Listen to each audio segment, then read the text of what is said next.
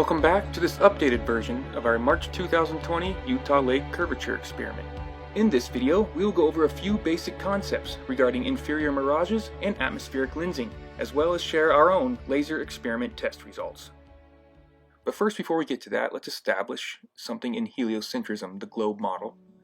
A fundamental fact, which is that all water is curved on the globe model. It has to, because it has to do 360 degrees back around to itself. It has to create a sphere, and it has to be water still. So all water must be curved. As you can see, when you ask Google, does water curve? They'll tell you right here. The surface of all water is curved. Even a small lake surface follows the curvature of the Earth.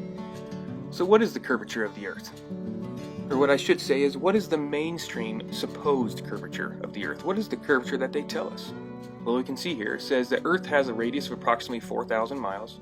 So using the Pythagorean theorem, we can see that the average curvature is about 8 inches per mile squared. What a lot of people don't realize is that this is a geometric object.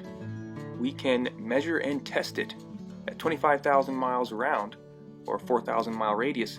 This is testable. And we can be extremely accurate within 500 miles. So we went out and tested it.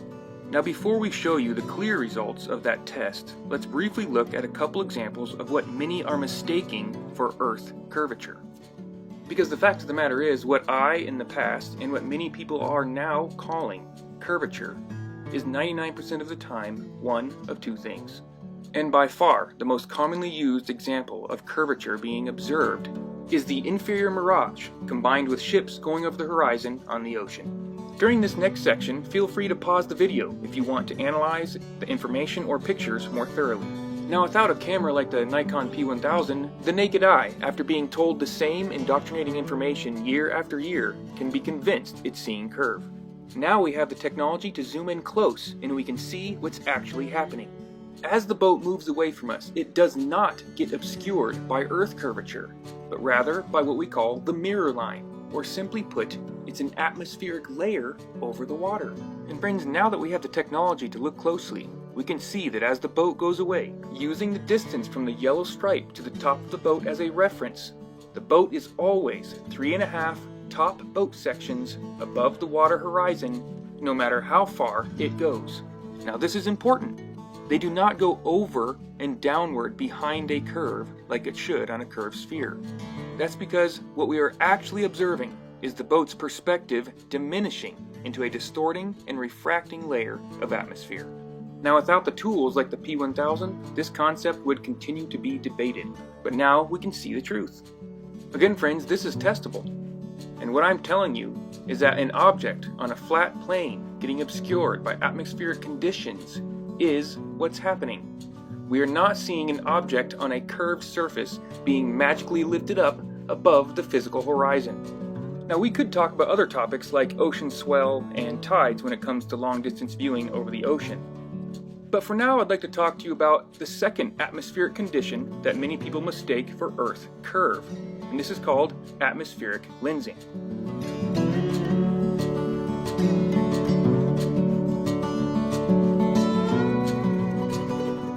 Conditions for atmospheric lensing are common, but not quite as common as for the inferior mirage. Like the inferior mirage, the basics of the lensing effect is easy to understand. When conditions are right, the atmosphere, the moisture, and the gases will actually magnify distant objects. This lensing effect, like we just saw in the example, can cut off the bottom of distant objects. This is all observable, testable, and repeatable, and I encourage people to go and do it for themselves. Get the tools like a P1000, go out and test it. Alright, it's time to see the results from our test.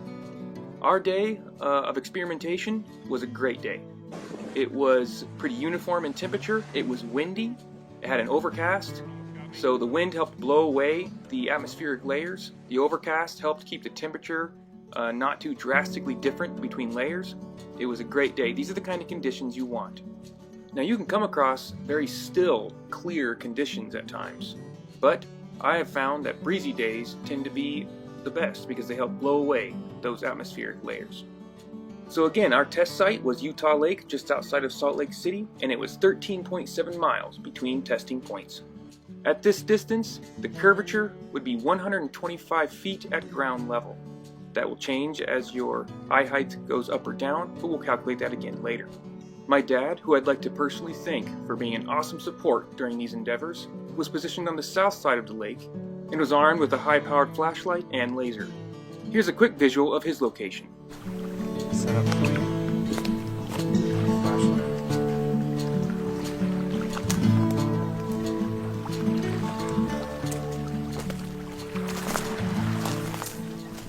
The light source height was approximately 5.5 feet high. Alright, for my location on the lake, I was on the north side of Utah Lake. Right up here where the arrow's pointing is where I was, and here is a quick video documenting my location. As you can see, I'm over the lake here. The camera's about 4.3/4 foot high. And here I'd actually already found my dad's flashlight, which was already enough to prove we live on a flat plain. A flashlight seen 13.7 miles away, a few feet over the water. This is the point common sense, basic logic, geometry, and the Bible begin to align the way they were always intended to. But we didn't end with the flashlight. We knew it was time for the laser.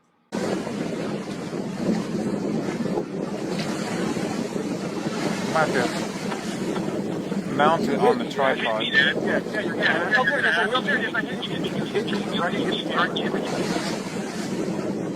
You hit me, Dad. Yeah. You were looking directly down a beam of light to the source of that laser. That is a hot hit, direct hit, 13.7 miles away, directly into my camera lens. You're gonna have... Oh, there it is. You hit me. You hit me, right? You hit the camera. So after getting the laser zeroed in, we continued recording with multiple devices, and we did sync tests just for extra verification.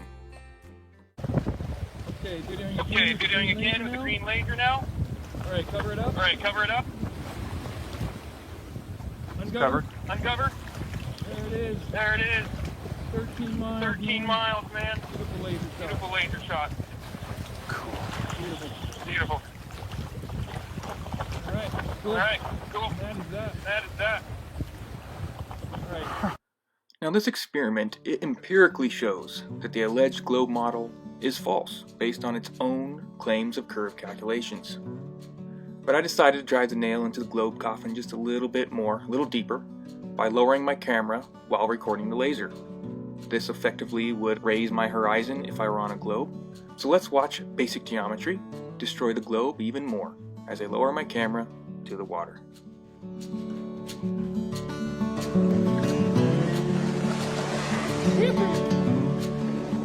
Got me.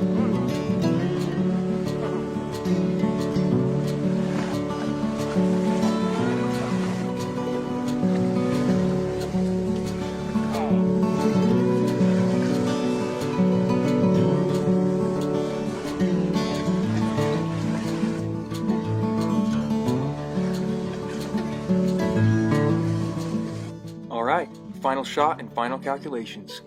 I lowered my camera down to about 9 inches over the water on this shot. It was under a foot, it was so close the waves were basically licking my camera. And the results give us the answer. We are not on a sphere. Now there's something in these calculations I wanted to point out. Notice it says that my horizon is only 1 mile away. That means my horizon would be right about here. About 1 mile in front of me. That would mean that about 1 mile in front of me is the point, the tangent point, in which it starts to block any object behind it. The further it goes behind my tangent point, the more it's blocked. Please let the simple logic of what that means sink in. What it means is that this picture we're looking at right now is not possible if we live on a globe. Both basic geometry and common sense tells us this is only possible on a flat plane. And guess what? Those inferior mirages? 100% possible and testable on a flat plane. And atmospheric lensing? 100% possible and testable on a flat plane. And there are examples everywhere, like the black swan, which is only possible on a flat plane. and things like Milwaukee lights being visible from Lake Michigan 80 miles away. This is indisputable, flat plane proof. And please do not listen to the Freemasons dangling around in front of green screens at NASA studios. The evidence for their fraud is abundant, and honestly, it blows my mind that they are still using cheap movie tricks to propagate a place called space. A mysterious place in which they promise to take us for 70 years now, but never deliver. Remember, the truth does not fear investigation. Do not let your friends, or your culture, or your TVs distract you from the truth, because they will try. Keep focused, stay calm, and carry on. Globe is dead. Thank you for watching this level-headed production.